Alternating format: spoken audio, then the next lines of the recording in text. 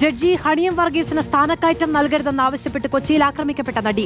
Judge ഹണിയം വർഗീസിനെതിരെ രാഷ്ട്രപതിക്കും supreme കോടതി chief ജസ്റ്റിസിനും ഹൈക്കോടതി chief ജസ്റ്റിസിനും അതിജീവിത പരാതി നൽകി.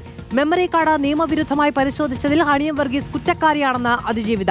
ഹണിയം വർഗീസിനെ ഹൈക്കോടതി ജസ്റ്റിസായി നിയമിക്കാൻ ശുപാർശ ചെയ്ത പശ്ചാത്തലത്തിലാണ് അതിജീവിത പരാതി നൽകിയത്. രണ്ടാം വട്ടമാണ് രാഷ്ട്രപതിക്കും സുപ്രീം കോടതി ചീഫ് ജസ്റ്റിസിനും കൊച്ചിയിൽ ആക്രമിക്കപ്പെട്ട നടി പരാതി നൽകുന്നത്. ജഡ്ജി ഹണിയം വർഗീസിനെ ഹൈക്കോടതി ജസ്റ്റിസ് പദവിയിൽ നിയമിക്കരുതെന്നാണ് ആവശ്യം. മെമ്മറി കാർഡ് നിയമവിരുദ്ധമായി പരിശോധിച്ചതിൽ ഹണിയം വർഗീസ് കുറ്റക്കാരിയാണെന്ന ആരോപണവും അതിജീവിത ഉന്നയിക്കുന്നുണ്ട്. മെമ്മറി കാർഡിലെ പീഡന ദൃശ്യങ്ങൾ ചോർന്നതായാണ് അതിജീവിതയുടെ ആശങ്ക. 3 കോടതികളിൽ മെമ്മറി കാർഡ് നിയമവിരുദ്ധമായി പരിശോധിക്കപ്പെട്ടിട്ടും നടപടികൾ ഉണ്ടായിട്ടില്ല. 9 വർഷമായി താൻ പോരാട്ടം തുടരുകയാണെന്നും അതിജീവിത പരാതിയിൽ ഓർമ്മിപ്പിക്കുന്നു. ഹണിയം വർഗീസിനെ ഹൈക്കോടതി ജസ്റ്റിസായി നിയമിക്കാൻ കൊളീജിയം ശുപാർശ ചെയ്ത പശ്ചാത്തലത്തിലാണ് പരാതി.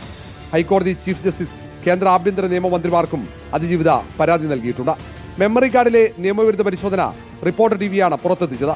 ഹൈക്കോടതി നിർദ്ദേശപ്രകാരം വസ്തുതാ പരിശോധന നടത്തിയെങ്കിലും തുടർ നടപടി ഉണ്ടായിട്ടില്ല. മെമ്മറി കാർഡ് നിയമവിരുദ്ധമായി പരിശോധിച്ചത് എവിടെയൊക്കെയാണെന്ന് ശാസ്ത്രീയ പരിശോധനയിൽ കണ്ടെത്തിയിരുന്നു.